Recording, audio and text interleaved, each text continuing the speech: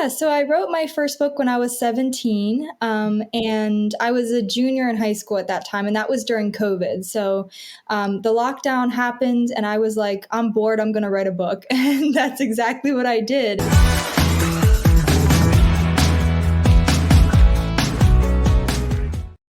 And we're live! Woohoo!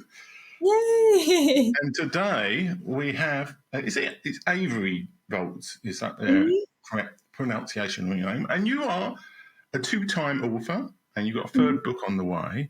And also, you are very young for an author. So just start by generally saying, what are your books about? Because you've got two out already. And how this process started and how you started writing two books so young.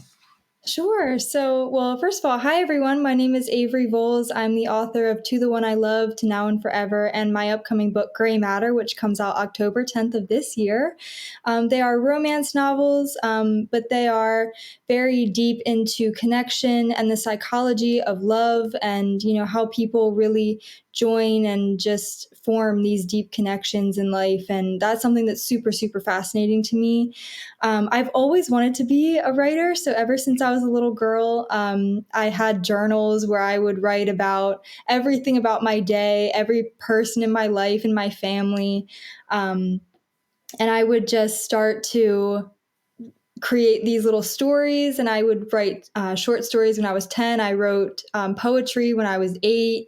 And so I always knew I wanted to be an author. And I started writing my first book that has never seen the light of day, and I don't think ever will, Yeah. when I was 13. And that idea has not seen the light of day because it's not something that I feel is relevant to me anymore. And as I grow, I feel that my writing grows as well. So that's who I am. Yeah, and you currently at university studying psychology or something like that. Is that correct? Or Yes, yes. I go literature? to Penn State, Yeah. and I am a psychology major with a minor in English creative writing.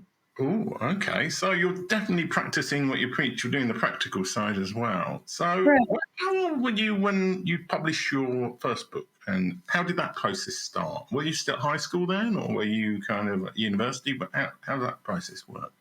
Yeah, so I wrote my first book when I was 17, and I was a junior in high school at that time, and that was during COVID. So the lockdown happened, and I was like, I'm bored, I'm going to write a book. And that's exactly what I did. And I I actually contacted a publisher who my good friend was a part of at the time. And she sort of talked me up to this woman. And I'm very, very grateful for both of them because the publisher took me in and we talked about, how can we get To the One I Love out on shelves and out on Amazon. And originally the book was too big. It was actually Oh, like 437 pages. yeah. And I know.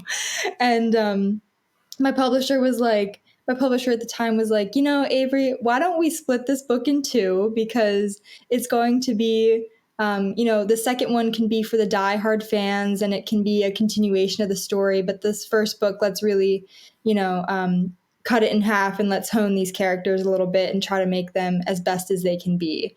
So that's a little bit about the process, how it started out. But now I am with Highlander Press, based in, I believe, Baltimore, Maryland. Debbie is my publisher, Deborah Keevan. She is absolutely incredible, and she has helped me so much with my third book, Gray Matter, and redoing my first two books as well. Yeah, we've had quite a few authors from Hunter Press on it because Debbie's very good at getting people pushing them onto shows and things. So Yes, so I'm so grateful to have her in my life. Yeah. yeah. So like with that first book, when you say you were approached by a publisher, was like were you actively seeking out somebody? Were you saying like I've got a book, or did they come to you apropos to nothing? I mean, how did that process work? Because there's a lot of people out there who have maybe written a book, but they don't know where to go in terms of like trying to get it out there. Right. Yeah. And the first thing I would say is probably just, do your research if you're looking to publish, because there are different ways to publish. You can do self publishing, or you can go to one of the bigger companies. And there are pros and cons to every style of publishing. So, what happened to me was that I'm very, very lucky to know somebody in the business. And my friend was actually a part of this publishing company, and she was able to talk to the publisher for me and sort of get me in with that group of people. And I'm so thankful for her, because that doesn't happen very often. And I understand that, and I'm very grateful for that opportunity. But I would say, if you're looking to publish, sometimes you just know somebody and you get super lucky like that. And sometimes you just have to do your research and figure out which is best for you, which route is best for you. Yeah. Well, I mean, I'm a big proponent of self-publishing because I used to run a begin self-publishing podcast for many years, and I've That's self-published 7 awesome. books over the year. But I know a lot of people publishing is quite intimidating, and it's Mhm. like I've met very few people as young as you who've published books or have books published. So that's quite Mhm. interesting in itself. So obviously, you're doing a psychology degree, so there's an element of psychology interest in your books. Mhm. But there's also a romance thing, and I'm guessing you're probably at the age where romance is one of the most important things in your life, in a way. So, how did you, how did you start developing the ideas for your first book and your later books? Are you somebody who has thousands of ideas and has to kind of pull out one, or are you somebody who really struggles to create ideas, but then they come into your head? How does your ideation process work, so to speak, for your books? Tim, that's a very good question, because right now I'm in the process of writing my fourth book, and I find that it is the hardest thing I've ever had to do. Yeah. Um, but in the past, like, I've had ideas. Like you said, I have 100 ideas in my brain, and they're all like vying for attention. And I'm like, okay, I just got to pick one, and I have to stick to it. And I write them all down in a journal. I have a Penn State journal, which is one of my favorites, that I write all my ideas in. And then I like go back through and I'll say, I like that, but I don't like that. I'll combine some, I'll tear some apart, kind of, and just see what works and what doesn't. And I feel that, in time and just trusting the process, something usually comes to me. And I usually am like, okay, this is it. I got this. And that's how it was for my first three books. I was I had an idea and I rolled with it, and I was like, this is it. This is great. This is what I'm going to publish. And but for my fourth book, it is very tough. I'm finding that um, I'm having to like reach out to my writer friends a lot, and I'm like being more like, guys, help me like figure out what I'm trying to write here, because I have no clue. And that's part of the process too. And I think it's important to highlight that confusion as well, and saying like, if you're struggling to write a book, that is totally normal. That's normal. Yeah, the hardest part of writing a book is the writing part of a book. Well, the Right. hardest part of publishing a book is writing part in a way. So, are these books all in a series, or are they totally independent? How? Well, yeah. Are they part of a series, or can they be read independently? So my first two are a series. They're a duology, so they follow one another.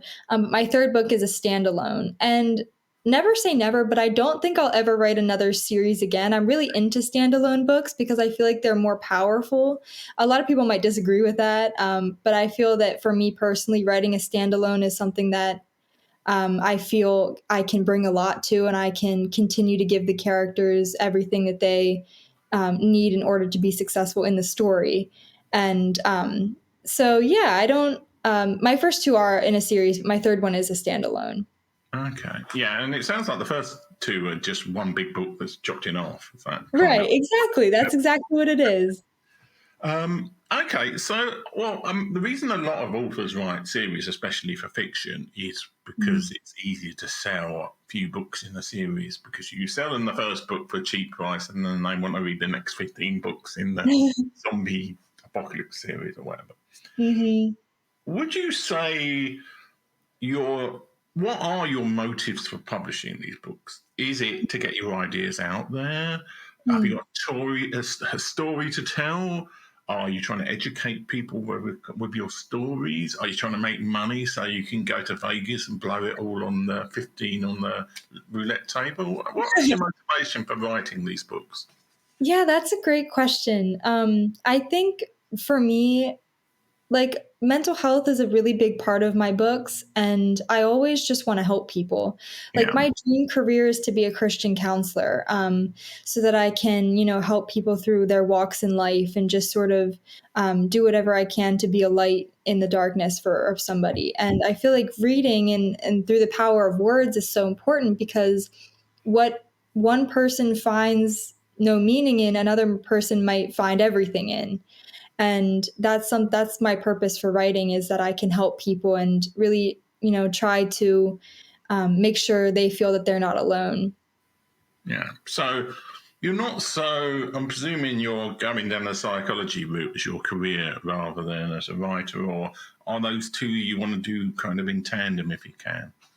I would love to do them in tandem. Of Yeah. course, the ultimate dream would be like I have to quit my job because my books have just taken off, and that's the dream. But it's not really about money or anything like that. Really, like I said, it's all about helping people. And I feel that in my career as a counselor, with my psych degree, being there to help people and doing whatever I can to make sure that they feel seen and understood and loved, that's very important to me. Okay. And do you feel, because you say you prefer standalone books, and you seem to be, are you moving away from moments? So you're going to start writing other genres? I mean, how many books do you think you've got in you? That's a bit of a loaded question, but anyway. I hope I can be writing until I'm dead. Okay. Yeah, I hope that I am, God willing, writing until well into my upper 90s, and, hoping that I still have stories turning around in my mind, and um, just once again writing for people. That's all I want to do. Yeah. Um, yeah, that's another great question. You're fantastic. Okay. And well, back to the genre thing. So Yeah. are you going to stay in romance, or are you kind of interested in other? Are you going to do like a whodunit with psychology in it or something? I have some friends who write mystery, and I have so much respect for them because I feel like I probably could if I really, really had to, but I don't feel called to write that right now. Like I said before, never say never. It might come down to a time when I feel really called to write a mystery and, to add some fun elements in there. But as of now, I don't think so. I love literary fiction, so that doesn't have to necessarily be romance. It's just something that's very, um, contemporary and normal in everyday life. I love characters that are like three dimensional, and working with them and trying to help them through whatever obstacle I throw at them. Yeah. And in terms of like what you learned in the publishing process, Mhm. what were the biggest, like, if you had to advise yourself back in history, Mhm. or if you could talk to yourself before you started the publishing journey, what are the biggest lessons that you learned? And is there anything you would have changed about the process in how Mhm. you went about publishing these books? I would tell myself to be patient, Yeah. because it takes a lot of time to publish a book. Like I said, I wrote To the One I Love when I was 17, and it didn't come out until I was 20, I believe. Oh, okay. Yeah. So, yeah, it takes a really long time to find a publisher that you know and trust. Editing takes forever, Yeah. and then printing, formatting takes forever. So just being patient and trusting the process is very, very important. So I would definitely tell myself to just kick back and enjoy it while it's happening, because ultimately this is what I signed up for, and this is fun. So and it's all worth it when it comes out and you get to hold your book in your hands for the first time. Yeah. And do you feel your writing ability has improved during this process? And I mean, obviously, you're doing English as a minor, I think, on your degree, aren't you? Mhm. Uh, do you think your writing is improving with writing books, or do you think you kind of like you're about the same level? Oh, definitely. There's a lot of improvement. I didn't even take a creative writing class until I was a freshman in college. Yeah, And I wrote my first two books in high school. My creative writing professor, Dr. Noel Sloboda, shout out to him. He's amazing. He has taught me so much about character development, and the biggest thing I think that he taught me was if you know the character, the story will write itself. So now I'm big on, plotting out my characters and really trying to get to the bottom of who they are. And I feel that I didn't do that in the past. So there's a lot of improvement between my first two and my third book. And I really hope that people see that growth as they see me grow as a person. I want that to continue to happen. And I want to be, growing up and my writing grow with me. yeah. Well, that's really my next question, which is whether you were a planner or a pantser, as they call it. Whether you wrote seat of the pants, just like chapters, or whether you plan out. But talk a little bit about what your planning process is like and Sure. how Yeah. that's improved over the years. Yeah. So my planning process, I used to plan every single chapter out like by the sentence, not necessarily writing the book, but writing like a couple lines of dialogue and just saying like, okay, this is what they're going to say in this scene, and then this is going to happen, then this is going to happen. And I found honestly that that takes away the excitement of the spontaneity of the book. And I felt trapped in that, and I felt like there was no room to wiggle. And so I kind of got away from planning a little bit, and now I just kind of wing it. And when the writing is, when the book is right for me, it just flows and it's something natural. And that's what happened with my third book, Gray Matter. It was like it wasn't even work. It was just having a fun day writing, and the plot sort of just came to me. So I don't necessarily plan anymore about plot. I will plan out my characters, everything about them. I have a book that was really a textbook during my freshman year of college, and it has this activity in it where it lists like all your characters, everything, like what's in their purse, what's their favorite color, what's their favorite Halloween costume, like, and that's from the class I took with Dr. Sloboda. So um, that was very helpful, and I continue to use that today. And do you follow? Because I know there's a lot of tropes and things in romance, especially like Mhm. this kind of. There are particular things that people expect from romance. How much mindfulness do you give those when you're writing the book, or are you just like, I'm writing the book I want to write? I'm not going to have the happy ending. At the end, they all get eaten by aliens or something like that. How much are you keeping in mind this genre kind of stereotypes, so to speak? I don't know what my word would be for that. Yeah, that's perfect. I really try not to feed into those. We actually had a whole class conversation about that a few years ago, and like how much do you stay with the stereotypes and how much do you run away from the cliches. And for me personally, I feel that cliches are necessary because they're what people like in a genre. But at Yeah. the same time, I feel that, I can write a book maybe that touches somebody's heart in a way that doesn't have the same cliches as they thought they might like. So I really just kind of write what I want to write, and happy endings are not always in life. So I try to be as realistic as I can when writing, and as close to real life as I can be. Okay. All right, I'm going to talk about another area that authors don't talk about a lot, which is marketing and Hmm. launching. But you've got a new book launch coming up in it's October, I think, isn't it? You've got a Yeah. book coming up. So, what kind of preparations are you doing for launching that book, and how much, like, how much do you consider success of that book as an aim? Like, do you want to get into some sort of romance chart on Amazon, or is it more just a case you want your book to be as successful as possible? What are your preparations for the book looking like? Yeah, I did a Kickstarter back in May, and that was very, very successful. We hit over our goal, and that was a dream come true because, there was a lot, it was my first time doing a Kickstarter, and there was a lot of fear and confusion going into that. But Debbie was she held my hand the whole way and she was like, Yeah. Avery, you got this, like, keep going. Posting on social media is huge.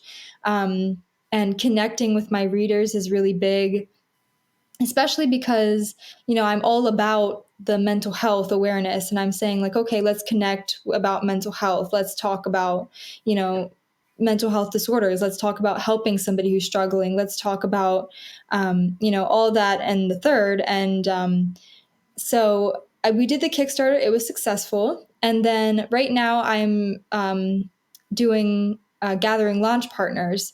So if you're interested, or anybody interested in watching, while watching this, is interested in being a launch partner, you can find the link on my website to put your email in to be a launch partner. And basically, what that means is that you purchase the book and you help to promote it on your social media or your email list or whatever you have. So that's kind of what I'm doing right now. And again, it's a slow process, but it's fun and I'm having a good time doing it. So it's all leading up to October 10th, which is the release date. Okay. Well, I'm going to sound a bit smug here, but I know what a Kickstarter is. You know what a Kickstarter is. But I'm sure there's a lot of the viewers and people who have no idea what they're saying. What's this Kickstarter thing? So, what's this Kickstarter thing? Tell me about that. What, in layman's terms, what is a Kickstarter, and like how did you raise money using that?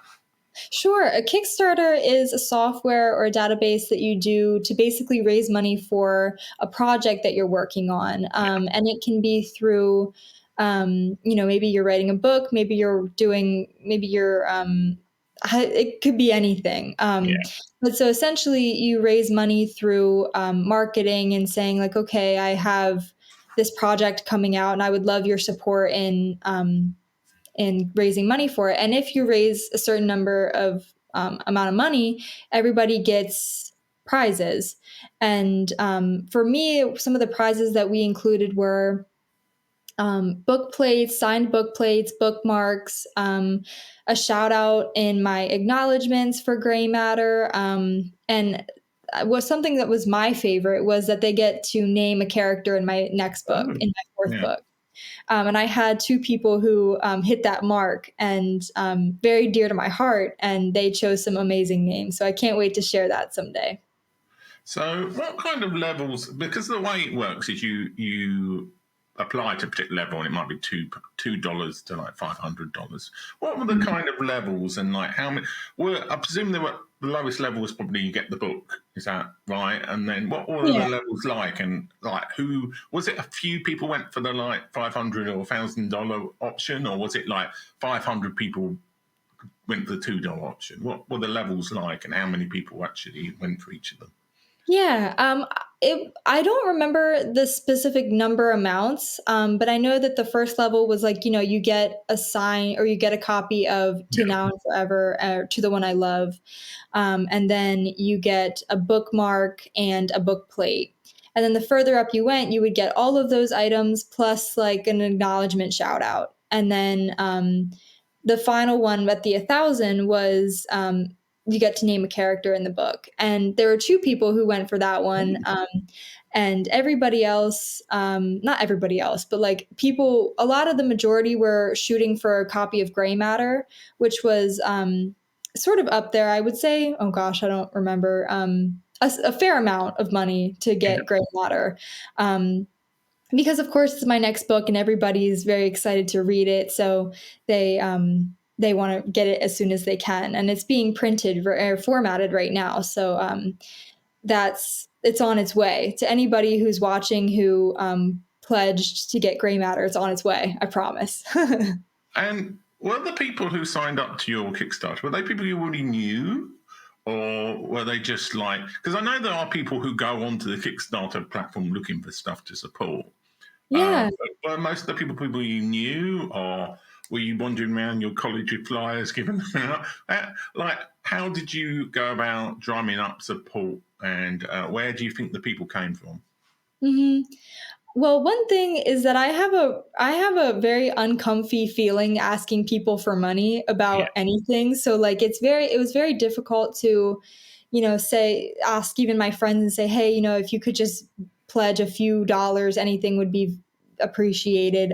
So most of the people were family members and people who really care about the cause and about the book and me in general. And some friends did pledge, who I'm very, very grateful for. And there were a few people who I didn't know, which was really cool. So getting my name out there is a work in progress, but I feel that the Lord is really guiding me and helping me to take the right steps toward the direction that I need to be in.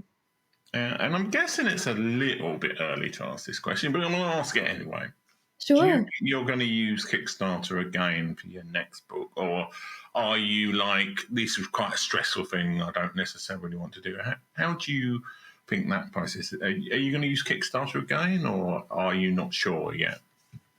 I'm not sure yet. I would love to. It comes with a lot of really cool things that I get to do for the people I love and for my readers in general. Like I get to send them cool stuff that my publisher made for me, and but it's also quite stressful. So there are pros and cons. I'm not sure yet, but I'm open to doing anything. Yeah. Okay. So it's like dancing on the screen for like $1 Right. Kickstarter application. Okay, so like let's talk. We've talked about your plotting or your character plotting mainly now. What is your writing process like? Are you somebody who writes a lot each day for a very short period of time, or are you somebody who writes like 200 words at lunchtime, sort of thing? What's your writing process like? I can never count my words. I'm not a person who counts. It gives me anxiety for some reason, so I just kind of write however much I can write in a day. My favorite thing to do, I'll write every single day because I feel guilty if I don't. It's like my job essentially, and I love doing it, so it makes me happy. I'll get up, I'll either sit at my dining room table or I'll go to Starbucks. I'm like that characteristic writer that's like in the corner of Starbucks writing on her laptop. That's Yeah. me, and I'll own it. Um, and it's funny because the people at my local Starbucks right down the road here know me, and they're like, "Avery, when's the book coming out?" Like, which is so cool because they've been so supportive of me. But yeah, I will. I will write in the morning, or if the if the inspiration is just kind of flowing, I'll continue through the day and I'll take breaks, maybe, to go to the gym or to eat lunch or just, do something other than stare at my screen typing. But usually I write a little bit a day. It's sometimes depending on the project. Like for Gray Matter, I would maybe write 2 chapters a day, which is a lot. Um, but for my fourth book that I'm writing now, I write maybe a few paragraphs a day because it's like I mentioned before, this is a very um, interesting concept that I'm working with this time, and I want to make sure that I'm doing it justice, and it's very difficult. So it sort of depends on the project. Okay, well, let's talk about that new book then. You're saying it's an interesting concept. How much can you tell us? Well, giving us that anticipatory thing without spoiling the book. What's so different about Grey Matter compared to the previous books? Sure. So, well, my fourth book is about. I don't want to say too much yet, but it is going to be a book that I feel some people might expect of me, but not a lot of people will. It's going to have a religious background. And I'm very religious myself. I am a follower of Jesus. So any way that I can work him into my story is going to be very important to me.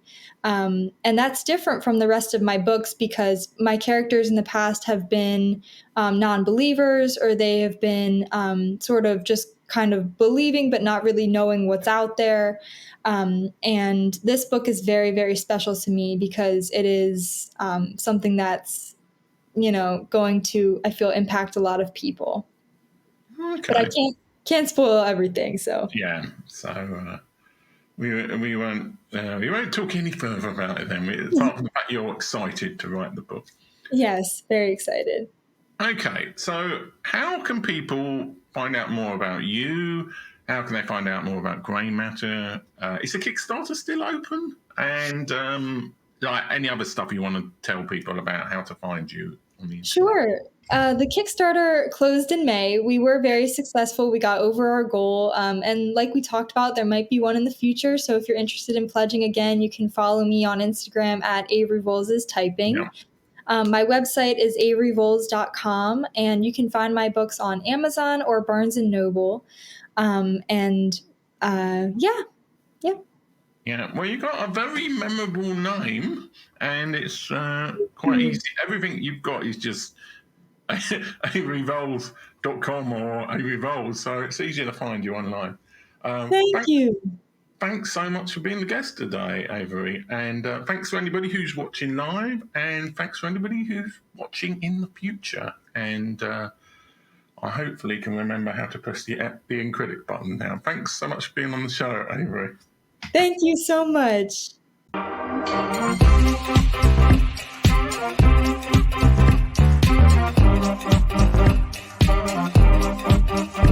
This is what God requires. Will Kamala Harris win the G24 US presidential election on November the 5th? Okay, so the card that came out is the second last card in the Major Arcana. It is the Final Judgment. Ooh. This is a Judgment Day card. So I'm getting a very strong yes, just intuitively.